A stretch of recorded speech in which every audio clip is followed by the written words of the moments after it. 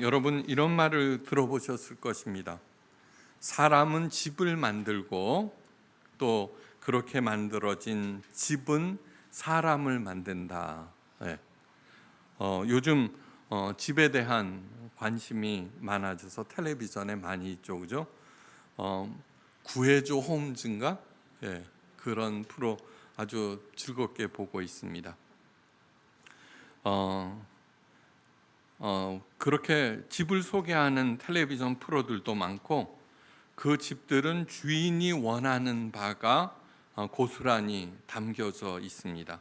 자녀들의 창의력을 높이기 위해서 또는 부부와 가족들의 소통을 위해서 그리고 자신의 개성을 살리기 위해서 이런저런 창의적인 공간들을 자기가 설계한 집에 이렇게 집어넣죠, 그죠?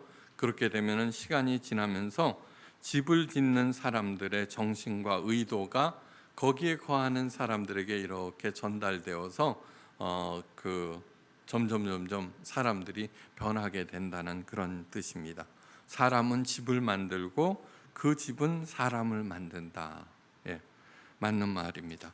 새 하늘과 새 땅에 하늘로부터 내려오는 새 예루살렘은 남편을 위하여 단장한 아름다운 신부 같다고 하였습니다. 오늘 읽은 본문 말씀 21장 9절 이하에는 그 아름다운 단장한 신부 같은 새 예루살렘의 그 모습과 규모가 상세히 적혀 있습니다. 예. 여기에는 하나님의 깊은 뜻과 의도가 있습니다. 네. 하나님께서는 성막이나 성전을 지으라고 하시면서 그 설계도를 친히 너무나 자세히 가르쳐 주셨습니다.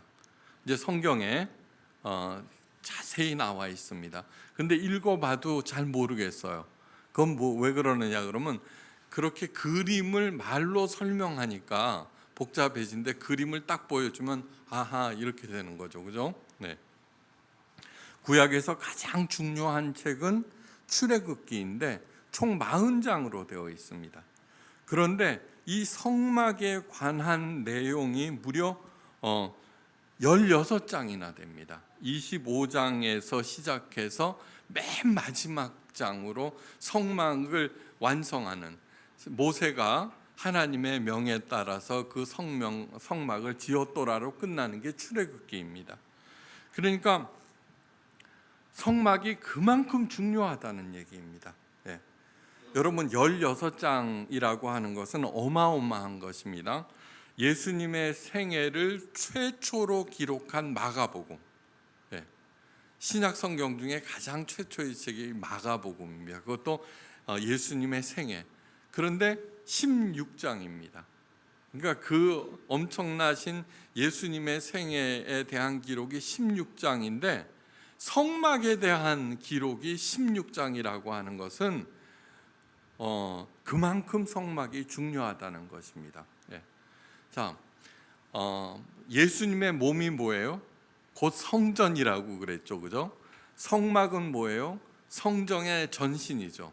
그러니까 성막, 성전, 예수님의 몸, 교회 이런 것들은 다 동요, 똑같이 중요하다는 얘기입니다. 그렇게 성막을 짓고 또 성전을 지으라 하시고 교회를 세우는 이유는 뭐냐 그러면은 바로 우리들을 그 건물을 통해서 무엇으로 만들어요? 정결한 그리스도의 신부로 만들기 위한 것이다라고 하는 것입니다. 오늘 여기에 기록되어 있는 새 예루살렘의 모습은 무엇을 핵심적으로 갖고 있느냐 하면은 예수님의 신부인 우리들이 구체적으로 가져야 하는 그러한 모습이라고 하는 것을 알 수 있습니다. 친히 가르쳐 주신 상세하기 그지없는 성막의 구조와 각종 기물들에는 하나님의 마음이 고스란히 담겨져 있습니다. 예. 하나님의 어떤 마음? 우리들을 향한 너희들은 이런 모습이 되어야 하고 이러한 방식으로 살아서 끝내는 이런 식으로 완성되어야 한다는 것이 성막, 성전, 예수님의 가르침, 그 다음에 오늘 본문 그 안에 가득 담겨져 있는 것입니다. 성막을 중심으로 살아갈 때 시내산 계약의 골자이자 새하늘과 새 땅에서의 이루어지는 여호와는 하나님이 되시고 백성들은 하나님의 백성들이 되는 일이 일어납니다. 사람은 건물을 만들고 건물은 사람을 만든다는 말처럼 하나님께서는 이 성막을 만드시고 성막은 백성들을 그분의 자녀들로 만들어낸다는 것을 잊지 마시기 바랍니다. 그래, 교회의 존재 목적은 무엇이 되어야 돼요? 여러분 한 사람 한 사람 한 사람이 그리스도의 정결한 신부. 지금 현재 우리들은 뭐예요? 예수님께서 처소를 마련하시고 내게로 오셔서 나를 데리고 가는 그것을 기다리고 있는 정혼 기간을 살고 있다고 하였습니다. 그죠? 정혼 기간을 살면은 예나 지금이나 똑같습니다. 바쁜 일도 있고 어려운 일도 있고 억울한 일도 있지만, 그러나 중요한 것은 내 정체성입니다. 내가 아무리 어렵고 힘들어도 나는 이미 하나님의 자녀요, 그리스도의 당당한 배우자라는 생각. 그러니까 만난을 그렇게 이겨내야 한다는 것이죠. 이제 새하늘과 새 땅에 자리 잡은 그 새 예루살렘의 구조에 담아 놓으신 하나님의 깊은 뜻을 구체적으로 이제 알아봅니다. 오늘 본문 말씀은 이렇게 시작됩니다. 7 대접을 가지고 마지막 7 재앙을 담은 7 천사 중 하나가 나와서 내게 말하여 이르되 이리 오라, 내가 신부 곧 어린 양의 아내를 내게 보이리라. 그동안의 성도들은 뭐라고 그랬어요? 어린 양의 신부라고 불렀어요. 그죠? 어린 양의 신부. 근데 이제는 뭐라고 불러요? 어린 양의 아내라고 부릅니다. 결혼식을 치를 때까지만 신부라고 하고 결혼식이 끝나고 나면은 신부 대신에 아내라는 호칭을 사용하죠. 저는 성경을 이렇게 읽으면서 굉장히 세밀하게 그것을 적어 놓았구나 하는 것을 보고서 언제나 감탄을 그치 못합니다. 그런데 어린 양의 혼인 잔치에 대한 얘기는 생략되어 있습니다. 그죠? 그러니까 어린 양의 혼인 잔치는 어느새 끝나버렸다는 것입니다. 왕가의 결혼식은 오늘날에도 대대적으로 거행하고 전 세계적으로 그 중계를 합니다. 그런데 어린 양의 혼인 잔치에 대해서는 언급도 안 하고 있습니다. 어린 양 예수님이 쑥스러웠던 것일까? 아무튼 그 이유는 잘 모릅니다. 그런데 예수님의 열처녀 비유에서 가르치신 것처럼 새하늘과 새 땅에 들어온 우리 성도들은 슬기로운 처녀들처럼 늘 어린 양의 아내로서 준비하고 살았기에 그 생애 자체가 곧 잔치라고 여기기 때문이라고 저는 생각합니다. 식이 중요한 게 아니죠, 그죠? 형식보다는 본질을 중히 여기시는 예수님과 성도들은 다 그 마음이 동일한 것입니다. 먼저 성령님이 사도 요한을 데리고 크고 높은 산에 올라가서 하나님께로부터 내려오는 거룩한 성 예루살렘을 보여주셨습니다. 자, 하나님으로부터 내려오는 예루살렘 성. 예루살렘 성은 곧 뭐예요? 구체적으로는 우리 한 사람 한 사람 한 사람입니다. 그 다음에 하나님으로부터 내려왔다라고 하는 것은 무엇이냐 그러면 우리가 뭐 이렇게 바르고 뭐 단장하고 그러는 것이 아니라 하나님께서 그렇게 해주셨다라고 하는 것입니다. 저는 이 말씀에서 가장 큰 유일한 소망을 본다고 이미 말씀드렸습니다. 다시 말해서 완성. 하나님께서 하늘나라에서 우리를 완성시키십니다. 아무리 훌륭한 사람이라고 하더라도 정말 내 노력으로도 안 되고 어쩌지 못하는 문제들이 굉장히 많습니다. 그런데 하나님께서 그 문제점을 다 고쳐주신다는 얘기입니다. 예. 지금은 거울을 보는 것처럼 희미하지만 그때는 주님과 얼굴을 맞대고 볼 것이요, 주께서 나를 아신 것처럼 나도 알게 된다는 것입니다. 공부해서 되는 것이 아니라 예수님, 하나님께서 나를 완성시키셔서 자기와 동급으로 만들어 주신다는 엄청난 얘기입니다. 그러니까 지금 현재 가지고 있는 문제 또는 배우자에 대한 어쩔 수가 없군 당신은, 이런 얘기들 있잖아요. 우리 자녀들을 볼 때. 그런데 다 하나님께서 완성시키신다는 것. 그런데 똑같이 완성시키는 것이 아니에요. 가장 나답게. 그 얘기가 나중에 나옵니다. 그러니까 여러분들 거기에 소망을 가지시고, 사랑은 뭐예요? 오래 참고 모든 것을 바라고 모든 것을 믿으며 모든 것을 견디느니라 그랬죠, 그죠? 우리 마음 내 뜻대로 상대방을 개조시키는 일, 그거는 이제 그만두셔야 합니다. 그만두셔야 합니다. 우리들이 일어나는 싸움들을 이렇게 보면은 나와 다르면은 나쁘다고 생각하는데 나쁜 것이 아니라 다른 것입니다. 자, 이 광경은 크고 높은 산 위에 올라가서 새로 내려오는 새 예루살렘을 사도 성령님이 보여주셨다고 했죠, 그죠? 봐라, 저렇게 하나님께서 완성시킨 저 새 예루살렘은 네가 이 땅에서 살 때 목표가 되어야 한다, 그런 뜻입니다. 자, 그런데 일찍이 요한계시록 17장 3절에서 천사가 큰 음녀 바벨론의 모습을 보여준 적이 있어요. 요한계시록 17장 3절이에요. 이거 성령이 보여주셨구나. 자, 그 내용은 이렇습니다. 곧 성령이 나를 데리고 광야로 가니라. 내가 보니 여자가 붉은빛 짐승을 탔는데 그 여자는 자줏빛과 붉은빛 옷을 입고 금과 보석과 진주로 꾸미고 손에 금잔을 가졌는데 가증한 물건과 그의 음행의 더러운 것들로 가득하더라. 그런데 그 큰 음녀 바벨론은 많은 물 위에 앉아 있었습니다. 자, 지금 큰 음녀 바벨론과 새 예루살렘은 뭐예요? 극히 정반대의 존재를 얘기합니다. 큰 음녀는 뭐예요? 사탄의 가장 전형적인 모습, 그 졸개들의. 새 예루살렘은 하나님 백성과 이 어린 양의 모습. 그런데 그 내용을 비교해 봐야 합니다. 자, 심판받을 큰 음녀는 광야에서 보았습니다.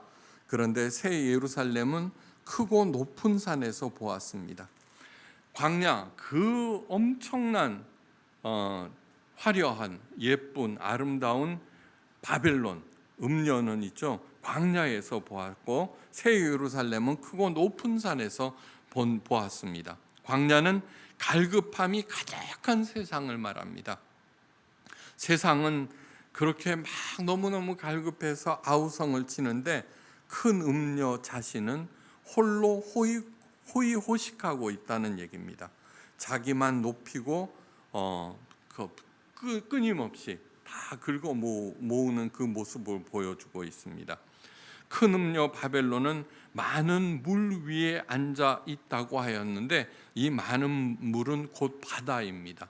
이미 지난 시간에 말씀드렸습니다.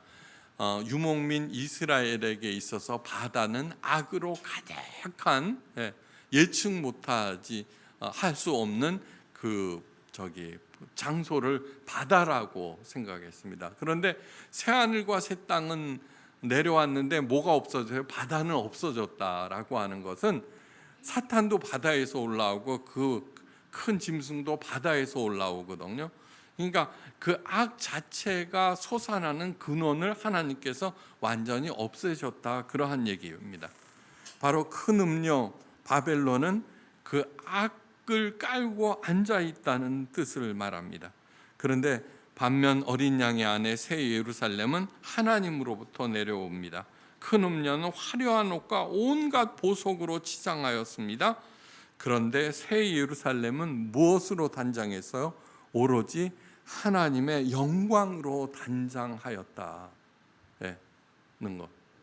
우리 어렸을 때 들은 얘기죠, 그죠? 여자들끼리 모여서 서로 보석 자랑을 하고 있는데 소박한 어떤 분이 혼자 고고하게 미소를 짓고 있어요. 그에게 최고의 보석은 뭐예요? 사랑하는 남편과 사랑하는 자녀들이었다. 뭐 그런 얘기 들은 거 있죠. 우리는 그리스도의 신분으로 어떠한 경우에도 흔들리지 않는 이유는 자기 정체성으로. 저는 이 세상에서 가장 큰 복을 받은 사람을 누구라고 생각하느냐가 이미 말씀드렸습니다. 착하면서도 피해의식이 없는 사람이라고 하였습니다. 이렇게 사람 살다 보면 착한 사람들 굉장히 많습니다. 근데 문제는 뭐냐 그러면 사람들은 피해의식으로 가득하다는 얘기입니다. 착해갖고 맨날 손해만 보는데 그 손해로 얘기해갖고 자기 가슴이 맨날 흔들리고 힘들어하고 막 그렇게 얘기합니다. 저는 예수님께서 뭐라고 왜 이 땅에 오셨느냐 그러면 우리 모두 한 사람 한 사람을 착하면서도 피해의식이 없는 사람들로 만들기 위해서 오셨다고 믿고 있습니다. 제가 왜 복을 받은 사람이 그런 사람이냐라고 하는 결론은 성경을 자세히 연구하면서 느낀 것입니다. 왜요? 먼저 죽음에 대한 위협 앞에 벌벌 떨고 있죠, 그죠? 그래서 별 갖은 그 일들을 합니다. 자기를 보호하기 위해서. 그 때로는 미혹당하고 끌려가고 그 위협에 굴복하고 그렇게 뒤죽박죽으로 살아가는데 죽음은 아무것도 아니야. 거기에 흔들려서는 안 돼. 예수님께서 가르쳐 주셨어요. 오리를 가자 그러면 몇 리 가죠? 10리 가죠. 속옷 달라 그러면 겉옷까지 벗겨져. 여기 때리면 여기 때려. 그건 뭐냐 그러면 이 세상에 가득한 그 억울한 일을 당할 때 오히려 더 그렇게 해주거라. 그래서 편안한, 그러니까 피해의식에서 해방돼. 이렇게 저는 착하지는 않지만 피해의식은 없어요. 그래서 사도 바울이 뭐라 그랬어요? 우리가 예수 그리스도께서 이 땅에 오신 이유는 우리로 하여금 선한 일에 유능한 사람으로 만들기 위해서 우리를 부르셨다고 얘기했어요. 부디 굳건한 그리스도의 신부라는 자기 정체성 하에서 피해의식이 없기를 주의 이름으로 간절히 축원합니다. 그래서 죽으면 죽으리라는 그러한 마음으로 당당하게 이렇게 대처해 나가기를 바랍니다. 그것이 바로 하나님의 영광으로 단장하였다는 얘기입니다. 하나님의 영광이 있어 그 성의 빛이 지극히 귀한 보석 같고 벽옥과 수종같이 맑더라. 여러분, 이스라엘의 그 대제사장은 에봇이라는 옷을 입고 있습니다. 근데 앞에 흉패에는 각 지파를 상징하는 보석들로 이렇게 했는데 그 보석들에게 담긴 의미는 별로 중요하지 않습니다. 그런데 이건 뭐냐 그러면 대제사장은 바로 그 백성들 한 사람 한 사람을 가슴에 안고 하나님 앞에 선다는 뜻입니다. 성막에서요. 아까 뭐라 그랬어요? 성막, 성전, 예수님의 몸, 교회 이런 건 다 나를 의미한다고 했죠. 이 얘기는 뭐냐 그러면 우리들은 다 각각의 색깔과 특성이 있는 귀한 보석 같다는 얘기입니다. 이 땅에서 살 때는 찌그러지고 깨지고 어떻게 했는데 하늘나라에서는 그것을 받아서 하나님께서 가장 완벽한 토파지면 토파지 나름, 다이아몬드면 다이아 나름대로의 가장 완벽한 보석으로 만들어 주신다는 그 얘기를 여기서 하고 있습니다. 큰 음료 바벨론의 치장은 화려하고 요란하지만 가증하고 더럽습니다. 반면 어린 양의 아내 새 예루살렘은 밝고 맑습니다. 순결하고 깨끗합니다. 절대로 하나님의 어린 양의 자녀들은 명품으로 치장하지 않습니다. 머리 아파. 뭐 이런 거. 제가 그 일했던 강남의 한복판에 있는 그 교회 명품 자랑으로, 예. 우리 교회에서는 그런 게 없어서 너무너무 감사합니다. 예. 진짜 부자는 어떤 줄 아세요? 절대로 부자표가 안 납니다. 예. 절대로 부자표가 안 납니다.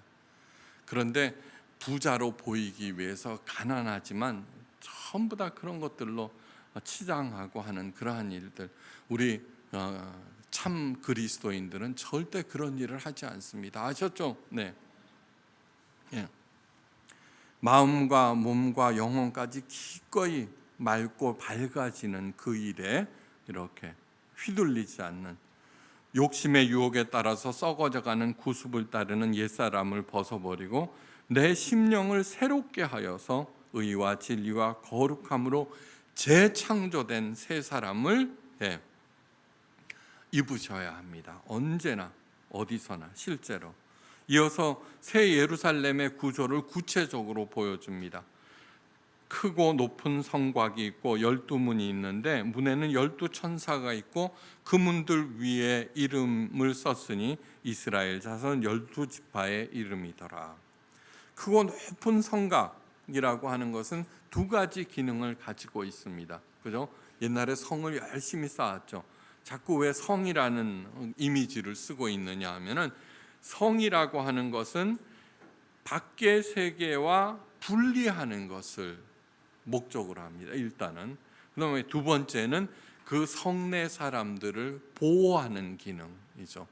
그래, 예루살렘 많은 개념 중에 왜 성이라고 하는 이미지를 썼느냐 그러면, 첫째 악한 세계와의 분리, 두 번째는 성내 사람들의 보호를 의미하기 때문입니다. 여러분, 거룩하다 맨날 교회에서 가장 많이 쓰는 거죠. 이것이 가장 기독교의 핵심적인 개념 중에 하나인데, 히브리어로 카도시, 전 수도 없이 얘기합니다. 카도시라고 하는 것은 구별하다, 분리하다는 뜻입니다. 이 카도시는 첫째 따뜻하다, 밝다, 그 다음에 헌신하다, 그 다음에 뭐였죠? 새롭게 하다, 이런 뜻이 있습니다. 그러니까 거룩하다, 카도시라고 하는 뜻은 제일 첫 번째 구별하다는 뜻인데, 어떻게 구별하느냐 그러면은 따뜻하게 됨으로, 밝아짐으로, 새롭게 함으로, 헌신함으로. 예. 그러니까 바리새인들은 뭐예요? 구별된 사람이라는 뜻입니다. 이름 자체가. 그런데 그들은 뭐예요? 어둡고 장엄하고 비장해짐으로, 예? 구별을. 그러니까 예수님이 추구하신 거룩과 바리새인들이 추구한 거룩은 점점 멀어질 뿐이었어요. 예. 그러니까 예수님께서는 왜 이 땅에 오셨냐?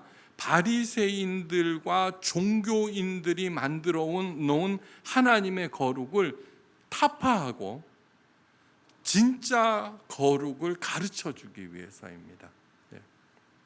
그러니까 밖의 세계와 분리하고, 그 다음에 어떠한 경우에도 우리를 지키신다라고 하는 하나님의 의지가 이 새 예루살렘에 담겨져 있습니다. 새 예루살렘에는 12대문이 있는데, 이 문들은 천사에 의해서 지켜져서 그 어떤 악한 것도 침범할 수 없고, 그 문들은 모두 이스라엘의 12지파를 상징하는데, 이스라엘의 12지파는 하나님의 선택받은 민족으로서 이들만이 그 문을 통과할 수 있습니다. 자, 그러니까 하나님의 보좌 앞에는 뭐예요? 24장로들이 있다고 그랬죠. 24장로는 뭐냐 그러면 옛 이스라엘 12지파와 새 이스라엘, 우리들의 12사도들을 의미합니다. 그런데 문들은 무엇이냐 그러면은 옛 이스라엘의 12지파예요. 그런데 더 중요한 것은 그들의 성곽을 바치고 있는 12개의 기초석이 예수님의 12제자의 이름이 새겨져 있다고 했습니다. 이 얘기는 뭐냐 그러면, 가장 든든한 기초는 뭐예요? 신약교회다라는 뜻이에요. 우리들이 지금 새 이스라엘이죠, 그죠? 새 이스라엘이에요. 옛 이스라엘을 하고 예수님께서 오신 다음에 예수님을 믿고 따르는 사람들은 새 이스라엘이 되었습니다. 근데 그것이 그 예루살렘 성의 기초를 이루고 있다. 그러니까 우리 교회가 해야 할 일이 무엇인지 알겠죠, 그죠? 교회 건물 세우고 사람들 모으고 헌금 모으고 막 그래서 세력 확장하는 그런 것들이 아니라 한 사람 한 사람을 하나님의 귀한 보석으로 만드는 일에 집중하는 일. 그러니까 어려운 일이 있으면 그 사람들을 살려야 되고, 그죠? 낙담한 사람들이 있으면 다 일으켜 세워야 되고. 자, 우리들은 정혼 기간을 살고 있는 어린 양의 신부라고 하였습니다. 그런데 그러한 기준에서 내가 이 일에 어떻게 반응할까 하면은 금방 해답이 나옵니다. 오늘날 교회에서 하는 일들을 생각해 보면 굉장히 그거와 다른 게 많죠, 그죠? 다른 게 많죠. 예. 막 메가폰 들고 시끄럽게 하고 한번 생각해 보세요. 과연 저게 어린 양의 신부, 정결한, 깨끗한, 정숙한, 따뜻한, 밝은 사람들이 할 일인가 생각하면 금방 답이 나오죠, 그죠? 금방 답이 나와요. 네. 그 사람들을 위해서 요즘 성소수자의 문제가 굉장히 심각해요. 감리교에서는 거기에 대해서 옹호했다는 목사를 이제 징계하려고 그러고 그러는데 거기에 따르는 우리들이 가져야 하는 태도는 어떤 것인가? 지금 말 잘못했다가는 큰일 나죠, 그죠? 근데 저는 이미 알고 있어요. 자, 그 동성애 문제는 어떤 거냐 그러면 본능이라고 하였어요, 그죠? 본능. 그러면 하나님의 잘못이 되죠. 여기서 돈 싫어하는 사람 손 들어 보세요. 손 들어 보세요. 돈을 좋아하는 것도 본능이죠, 그죠? 본능이라고 해서 다 따라야 돼요? 아니죠, 그죠?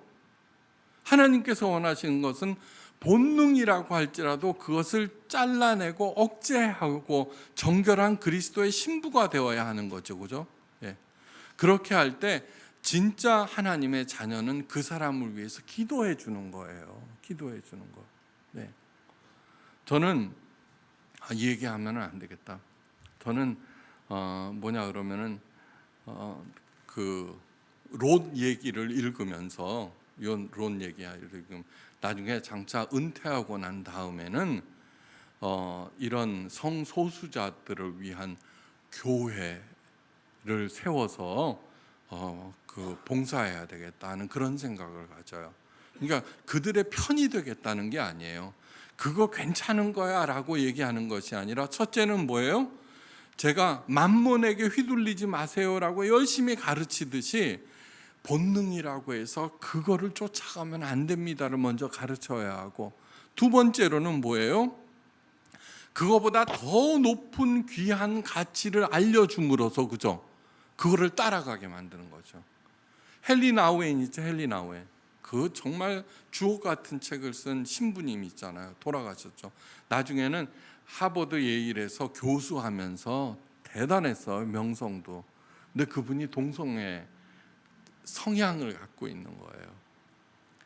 그런데 그걸 알고 난 다음에 어떻게 됐어요? 그것을 이기기 위해서 예수님께로 간 거예요. 신부가 된 이유도 자기의 전체를 삼위일체 하나님께 드리기 위해서. 그러니까 아픔이 크면은 어떻게 돼요? 그릇도 커지는, 그러니까 그런 주옥 같은 책을 써내는 거예요. 아셨어요? 그러니까 저를 갖다가 동성애 옹호한다고 그렇게 얘기하지 마세요. 그것이 바로 왜 이런 태도를 갖게 됐느냐? 저는 예수님의 배우자라고 하는 자기 정체성 때문에 과연 이 문제를 어떻게 해결하지? 어떤 태도를 갖지? 라고 하는 것의 결론에 도달하게 된 거죠. 제가 진보일까요? 보수일까요?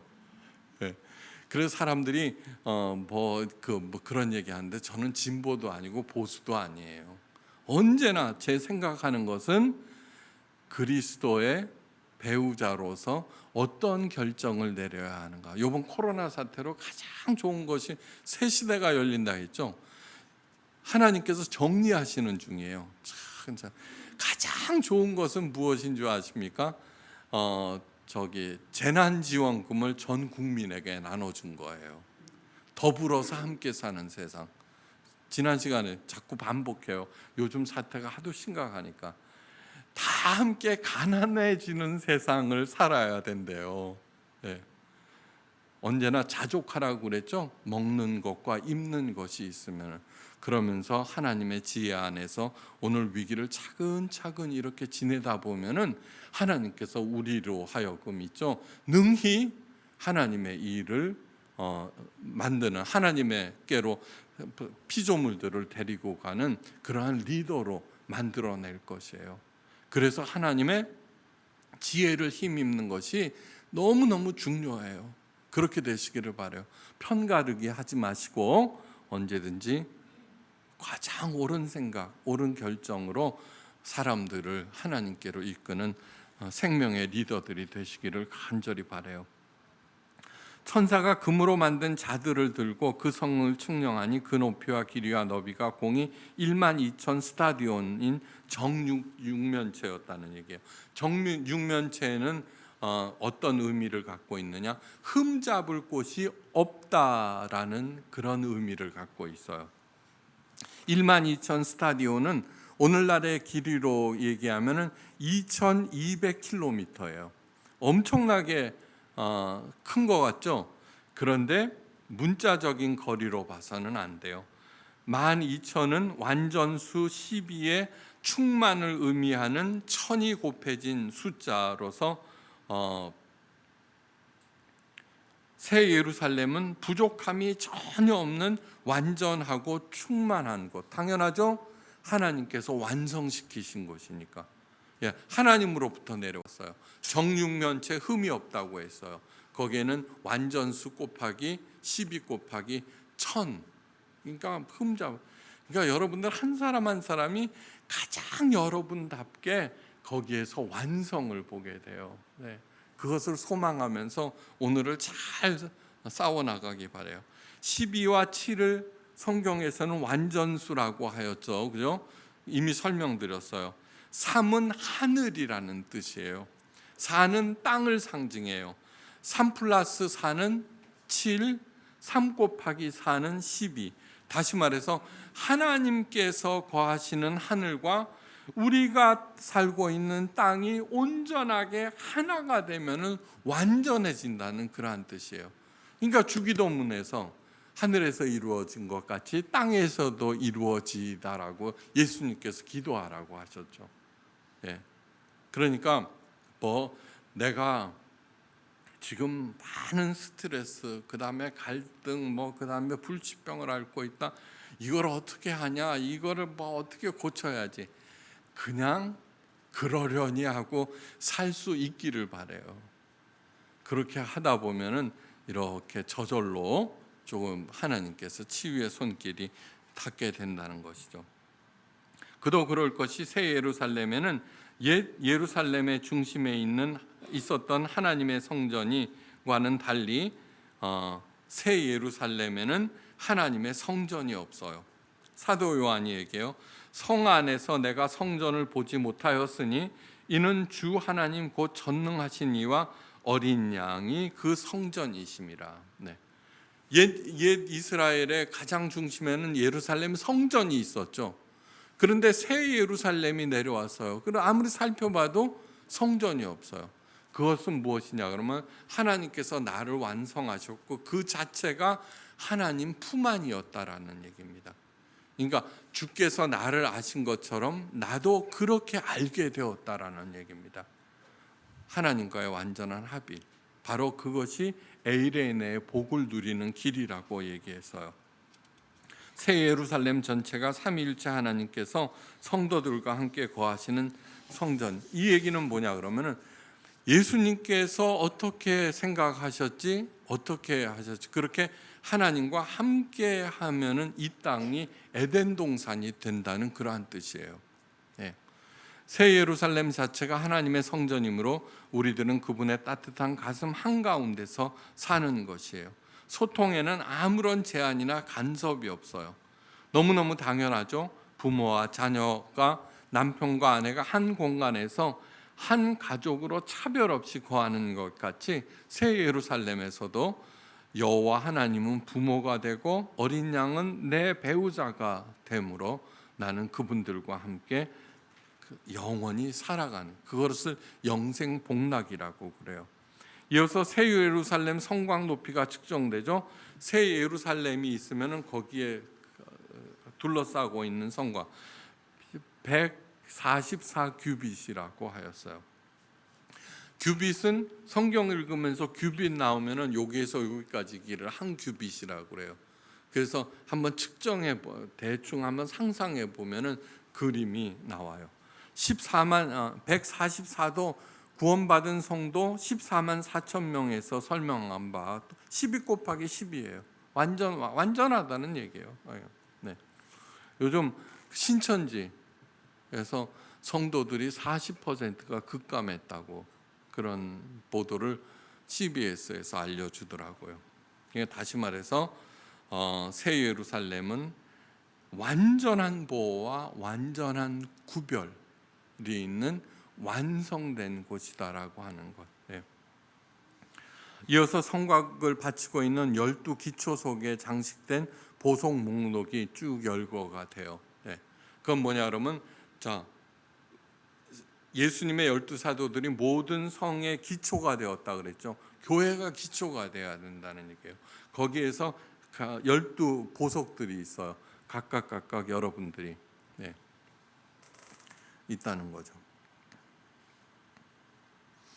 하나님의 백성들, 하나님의 자녀들은 모두 다 보석처럼 각기 다른 특성과 개성을 가진 소중하기 짝이 없는 그러한 존재라는 뜻이에요. 구약 백성을 상징하는 12문들은 진주로 장식되어 있어요. 진주나 보석이나 모두 동일하게 소중한 존재. 왜 이스라엘의 옛 지파 12지파가 문이 되었냐 그러면 그래도 옛 이스라엘이 잘못했지만 그들은 뭐예요? 믿음의 조상들이 시작했다는 거죠. 예수님께서 오신 이유가 뭐냐 그러면 옛 이스라엘을 다시 회복하시기 위해서, 그러니까 문이 되는 거예요. 그러니까 마르시온이 이단이 된 이유는 뭐냐 그러면은 오직 신약의 예수님만 참신으로 이렇게 했기 때문에, 그러니까 동일하게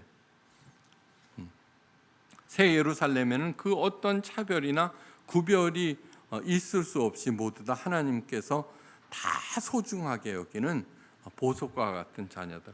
우리들에게 자녀들도 마찬가지죠, 그죠? 예, 얼마나 보석 같겠어요. 예. 새 예루살렘의 모든 길들은 맑은 유리 같은 정금으로 포장되어 있다고 했습니다. 그런데 이는 별로 중요한 게 아니에요. 이 땅에 사는 우리들이 불행한 이유가 내 집이 금으로 지어지지 않아서가 아니죠, 그죠? 예. 어떤 부자가 죽었는데 금덩어리가 무지 많대요. 요즘 금값 무지 오른대요. 예. 이게 죽었는데 너무 아까워갖고 소원이 뭐냐 그랬더니 내가 모아놓은 금을 좀 가지고 가고 싶다 그래서 그러라 그랬대요. 그걸 짊어지고 끙끙대고 가는데 천국문 앞에서 아니 뭘 지고 오세요? 제가 금을 가지고 왔어요. 그거 돌멩이를 그렇게 들고 와요. 그냥 문 열어주는데 이게 다 금길이었다는 그런 뜻이에요. 이거 소용이 없다는 얘기예요. 모든 사람이 하나님을 경외하지 아니하고 각자의 소견대로 욕심으로 살 때만 금이 중요한 것이지 그런 것이 아니에요. 어떻게 해서든지 이 재난을 잘 넘기게 하는 것이 저의 1차 목표입니다. 제일 먼저 재난 가운데 해야 할 일 자족하라였습니다. 새 예루살렘 성에는 해와 달이 필요 없습니다. 거기에는 이유가 있습니다. 사도 요한이 말해요. 그 성은 해나 달의 비침이 쓸데없으니 이는 하나님의 영광이 비치고 어린 양이 그 등불이 되심이라. 사람들은 어두움을 싫어해요. 육적 어두움과 영적 어두움이 있어요. 가난, 질병, 장애 등이 육적 어두움이에요. 사람들이 싫어하는 것은 다만 이 육적 어두움만 싫어하는데 진짜로 무서운 것은 영적 어두움이에요. 새 예루살렘에 해와 달이 없다라고 하는 것은 오직 하나님의 영광과 하나님의 은혜로 살아간다는 그런 뜻이에요. 여기에서도 그렇게 살려고 애쓰면은 해와 달이 돈이 뭐 이렇게 그렇게 절대로 굶기지 않아요. 먼저 그의 나라와 의를 구하라, 그래야면 그 모든 것을 더하시리라고 예수님께서 약속하셨어요. 절대 굶기지 않아요. 여러분, 삼중고를 이겨내고 인류에게 큰 소망을 주었던 헬런 켈러 아시죠? 헬런 켈러가 이런 고백을 하였어요. 나는 하나님으로부터 버림받은 것 같은 깊은 절망에 빠져 있었습니다. 설리반 선생을 통해서 세상과 소통하는 법을 배웠어요. 그죠? 엄청난 일이에요. 근데 이 설리반 선생 자체가 부모님으로부터 버림받고 뉴욕에 있는 한 시립 정신병원에 감금되어 있었어요. 그런데 그 누구도 이 소녀 설리반을 건드리지 못했어요. 발악을 막 하고 막 이렇게 되니까. 근데 어떤 은퇴한 간호사가 매일 가서 사랑으로 돌보기 시작해서 그 마음 문을 열고 설리반 선생을 키웠어요. 어느 날 신문 광고를 보고 삼중고를 겪고 있는 헬런 켈러의 사를 구한다고. 그래서 설리반 선생이 간 거예요. 그래서 이 설리반 선생을 통해서 그러면 세상과 하나님과 소통하는 법을 배웠어요. 하나님을 알게 되었어요. 그럼에도 불구하고 여전히 깊은 절망 상태에 빠져 있었어요. 이 헬런 켈러가. 왜 꿈도 희망도 없는 절망 상태의 장애인으로 살아야 하는지 몰랐습니다. 때로는 하나님을 원망하고 저주까지 하였습니다. 그러던 중 스베덴 보리의 영계 탐험기를 읽고 저는 더 이상 외롭지도 슬프지도 않았습니다. 그를 통하여서 천국의 실체를 알게 되었고 천국에 가면 더 이상 장애인이 아닌 것도 알게 되었습니다. 영원히 산다는 것의 기쁨도 알았습니다. 이제는 죽는 것이나 이 장애가 전혀 두렵지 않게 되었습니다. 하나님을 알았다고 하더라도, 하나님을 사랑하고 알았다고 하더라도 이 천국의 실체가 주는 그 가치를 모르고 있을 때는 절망할 수도 있다는 얘기예요. 그런데 스베덴 보리의 책을 통해서 그저 막연하게 느끼고 있던 이 천국의 실체를 너무나 선명하게 구체적으로 알고 난 다음에는 이제는 두렵지 않았다는 거예요. 그래, 그 이후에 헬런 켈러의 삶이 완전히 달라졌어요. 절망에서 완전히 벗어났어요.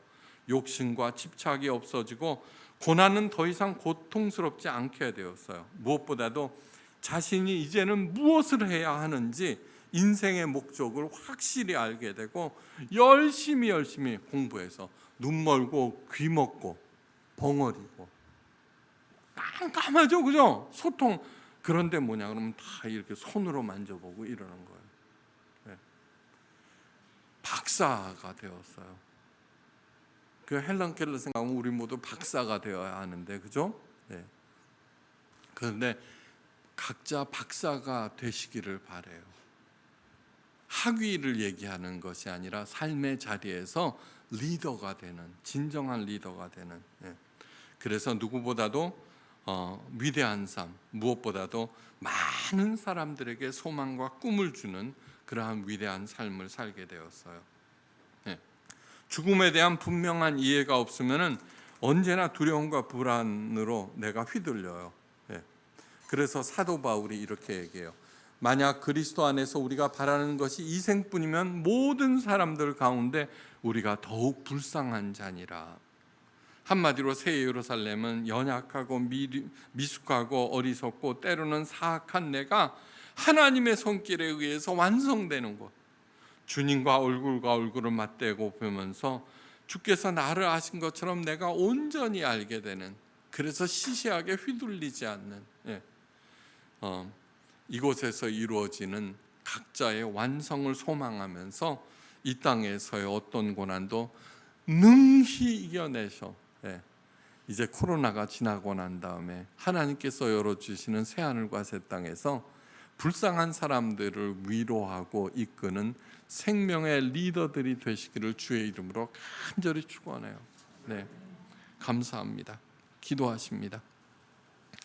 하나님 아버지, 우리들에게 이 요한계시록의 마지막에 새하늘과 새 땅에 건설되는 새 예루살렘을 통해서 우리들이 가져야 하는 소망을 보았습니다. 헬런 켈러가 그 엄청난 절망감에서 벗어났듯이 천국의 실체를 마음속에 그리면서 오늘의 만난을 능히 이기고 불쌍한 사람들을 주께로 이끄는 따뜻하고 늘 새롭게 하고 밝게 빛나는 하나님의 아름다운 신부들이 되어서 사람들로부터 존경을 받고 인정을 받고 그 사람들을 이끌고 주께로 가는 생명의 리더들이 되게 하옵소서. 언제나 내가 하는 일을 통하여서 어떻게 하면 하나님의 영광을 드러내고 저 불쌍한 사람들을 살려낼까 하는 오로지 열망 가운데 행할 때 무슨 일이든지 100배의 결실을 맺고 언제든지 베풀고도 남음이 있게 하옵소서. 우리들에게 큰 소망을 주신 우리 주 예수 그리스도의 이름으로 간절히 기도하옵나이다. 아멘.